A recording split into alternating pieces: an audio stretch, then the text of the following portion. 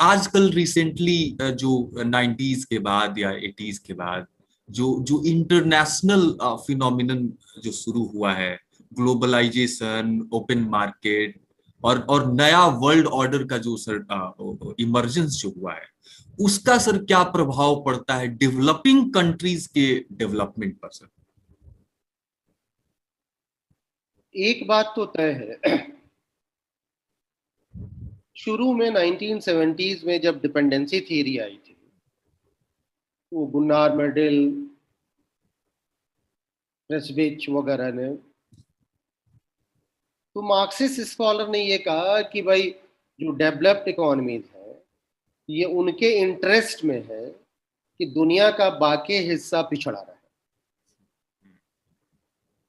कि बाद के सालों में इन डेवलप्ड इकोनॉमीज को भी एक बात समझ में आई, और जो फिर डेवलपमेंट थ्योरी की तरफ से आई, कि दुनिया के कुछ हिस्से पिछड़े रहे और आप विकास करते चले जाएं, लॉन्ग रन में ये भी पॉसिबल नहीं है।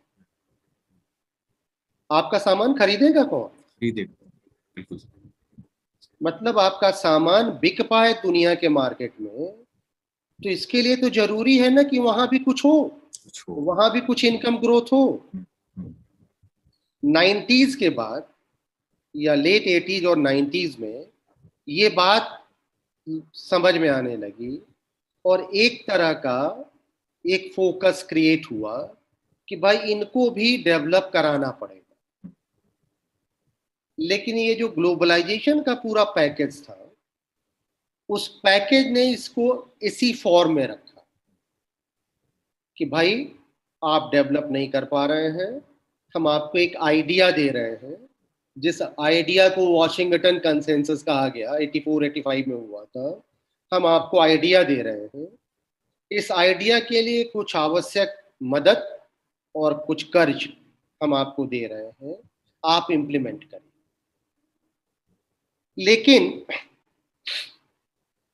ये बात ग्लोबलाइजेशन और लिबरलाइजेशन का जो पूरा ग्लोबल कॉन्टेक्स्ट था, उस कॉन्टेक्स्ट में इसको ऐसे पुश किया गया जैसे कि यही एकमात्र विकल्प है, दूसरा कोई विकल्प है नहीं।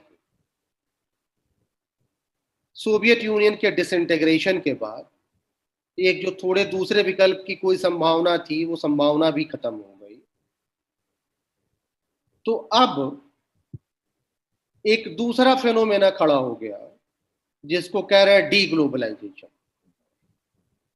अगर आप गौर से देखें, ट्रंप जो कर रहा है, एर्डोगान जो कर रहा है, एंजेला मर्केल जो कर रही है, ब्रेक्जिट जो हुआ, हमारे प्राइम मिनिस्टर मोदी ने जो आत्मनिर्भर भारत कहा, तो एक तरह से अब डी ग्लोबलाइजेशन का फेनोमेना शुरू हुआ है।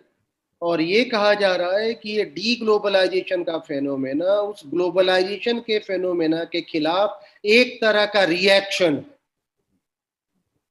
कुछ लोग ये भी कहते हैं कि ये जो रिएक्शन है ग्लोबलाइजेशन के फेनोमेना के खिलाफ, शायद वही रिएक्शन डिफरेंट कंट्रीज में एक हाइपर नेशनलिस्ट लीडर्स और गवर्नेंस को उत्पन्न किया है। तो अब ये एक नया पैटर्न हम देख रहे हैं पिछले 5-6 सालों से। अब आगे ये क्या फॉर्म लेगा, अभी कहना मुश्किल है।